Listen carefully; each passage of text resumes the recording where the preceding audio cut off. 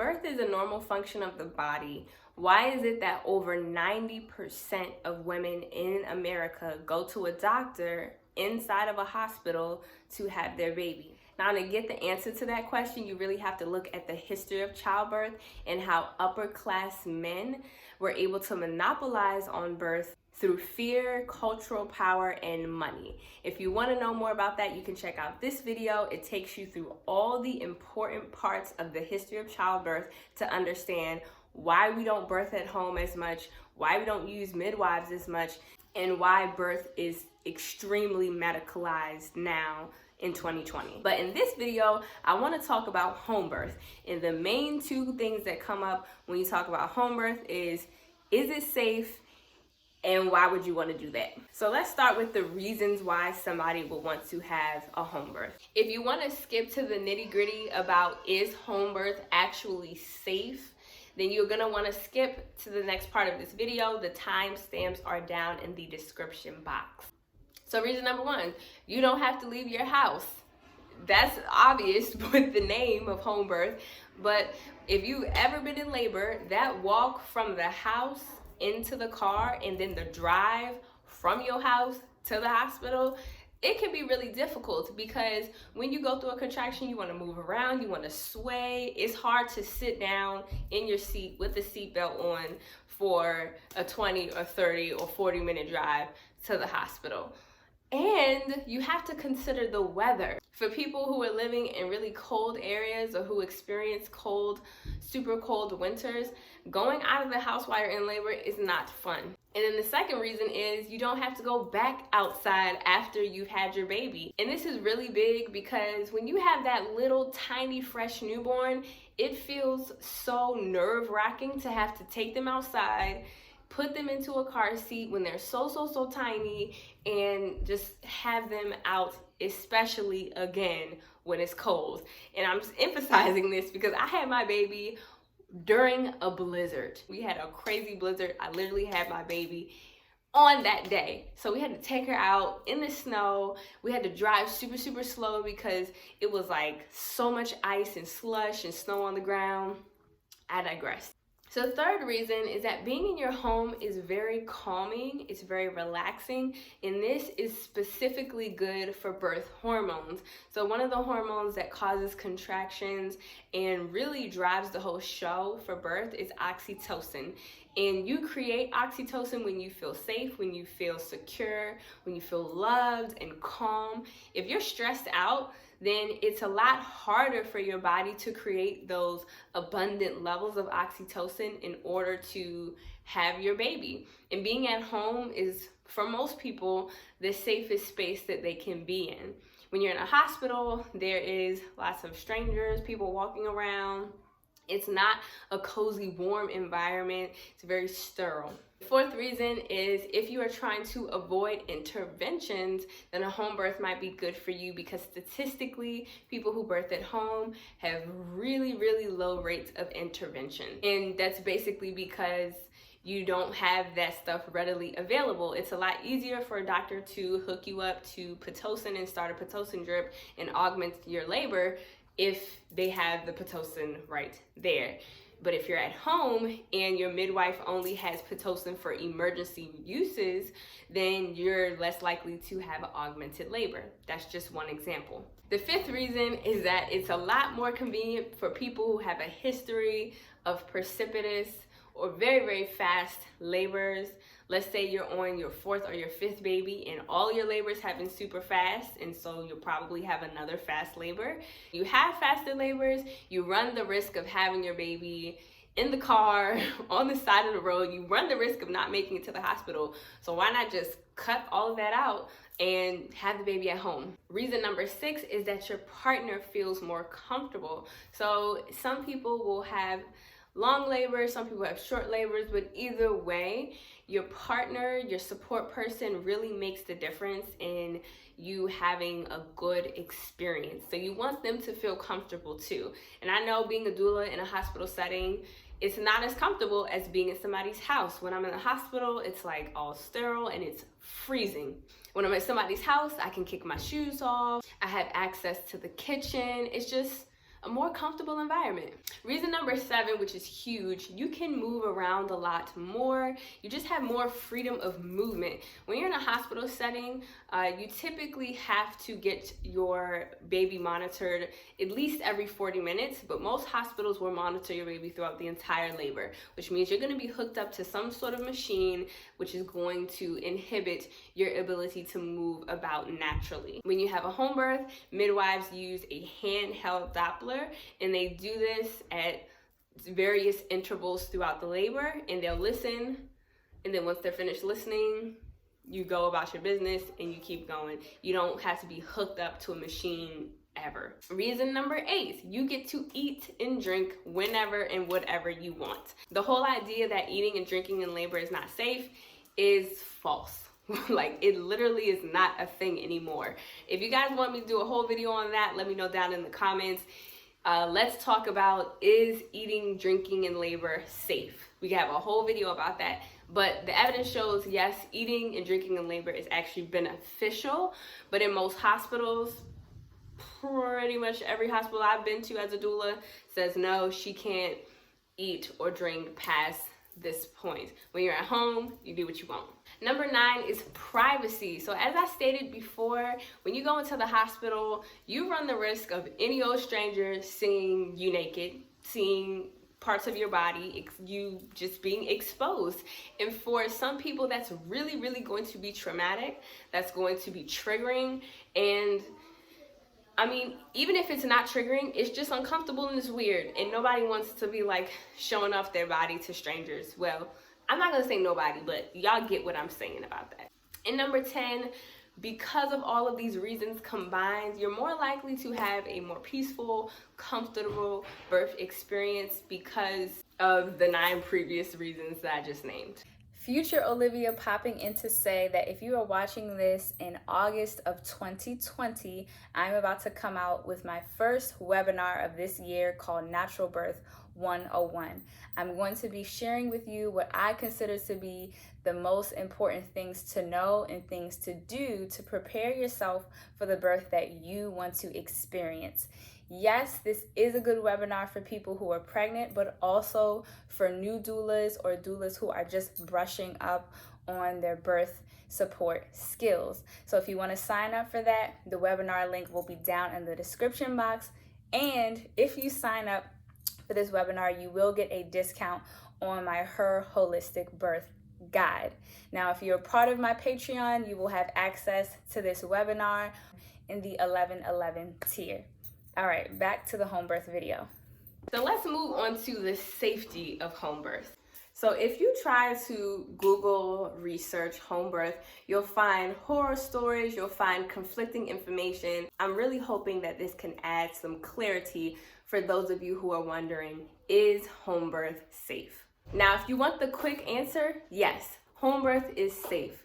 But the word safe is relative to every single person. We all have different definitions of what safe means, and there is not one specific number that we can designate as being safe or a percentage as being safe. So if you want the nitty gritty, keep watching. And we're gonna be looking at a couple different research studies because only 1% of people in the United States choose to do a home birth. So we can't even really look at the information of just home birthing people and compare it to the over 90% of people who birth in the hospital because the numbers just...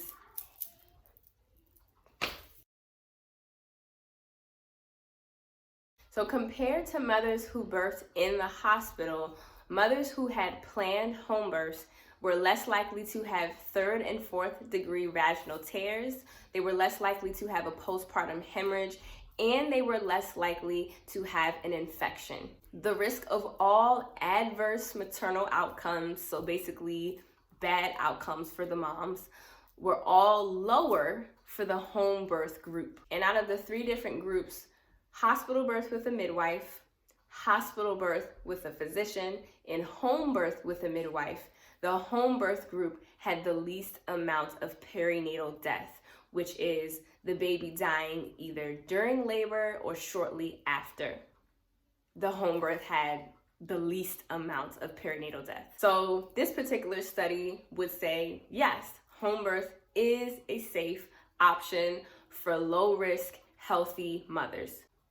Another study, which was actually a meta-analysis, which looked at the result of 6 different studies, which was over 20,000 women, concluded that there was no significant difference in perinatal death between the home birth group and the hospital birth group.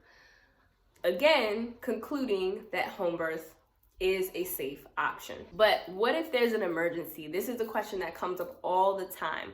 What if there's an emergency? What are you going to do if you're at home and you really need to be at the hospital? So to answer that question, we're going to look at a study that was done by the Midwives Alliance of North America, MANA for short. So out of 16,000 women that had a planned home birth, only 11% transferred to the hospital. And out of that 11%, most of those transfers were not for an emergency. Let's get down even more. Why were those people transferring? Out of that 11%, what were they transferring for? So 40% were transferring because of a failure to progress.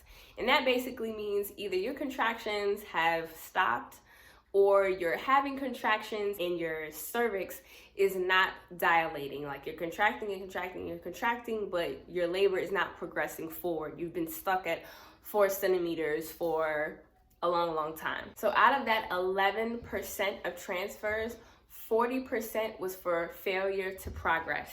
15% was for pain relief. So this was just people who were going to the hospital because they decided personally that they were ready for an epidural, not for an emergency. And 5% was for maternal exhaustion. So when you add up all those percentages together, more than half of the people that transferred from home birth to hospital were not doing it for an emergency reason. So your likelihood of having to transfer from your home birth to the hospital for an emergency is already pretty low based on this study. But again, low is relative. Is it low? Is 11% low to you? I don't know. This study also looked at the rate of C-section and the rate of Pitocin use that was needed once a person transferred. Out of the 16,000 people that planned for a home birth, there was a 5% C-section rate, which is, I would consider to be really good considering the fact that the US has a 30% C-section rate and less than 5% of the women used Pitocin. So culturally, when we talk about home birth, you might hear people say, well, mothers and babies used to die and that's why we're in the hospital now. And so it was important for me to look at what is the rate of maternal death, of mothers actually dying at home births. And when I looked at all these different studies, all of them said that the maternal death for home birth was either relatively the same as hospital birth or lower for home birth. So what I'm saying is, if you're worried about losing your life when you're having a baby, your chances might be better by having a home birth if you're low risk. We also hear the question of, what about the baby?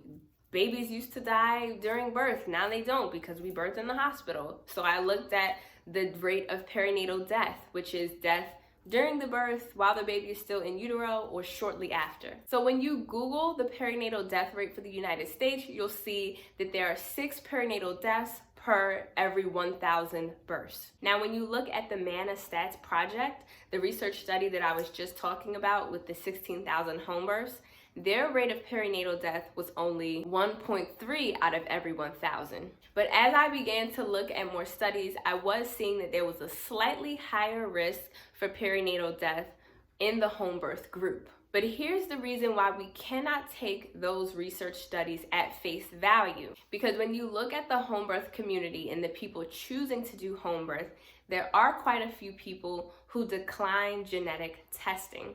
And so when you decline genetic testing and a baby is stillborn or dies shortly after birth, you don't know if that baby died because of pre-existing complications that they already had or because of the complications of the birth. It's even more hard to make sense of this because the United States does not count intrapartum death, which is specifically death that happens during the birth process while the baby is in utero.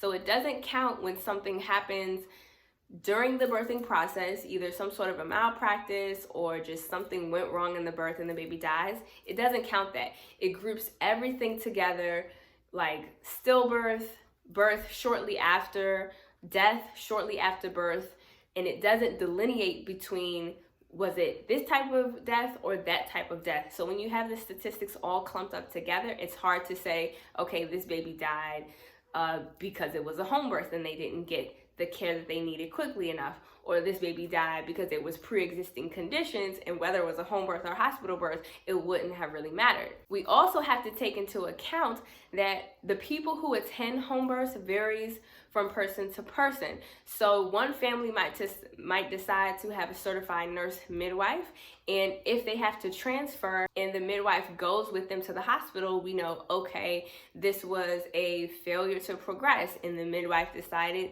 it was safest to go to the hospital. But there are some people who decide to have an unassisted childbirth, or childbirth attended by just a doula, just family members, or sometimes a traditional midwife. And if those people don't go to the hospital with them, but that person ends up going to the hospital for whatever reason, and they say, yeah, I had a midwife, and they say that maybe because they don't want to be judged, or maybe because they're scared that if they don't say I had a midwife, they'll get in some sort of trouble with CPS, then this also makes the numbers wonky, because you'll have, and I know from personal experience with clients, there are some people who have home births without a midwife and then go to the hospital to get their baby checked out and say, oh yeah, I had a midwife and she is on her way, or she didn't make it, or something like that. So on paper, that goes down as a planned home birth, but in reality, it wasn't. So if there was an adverse outcome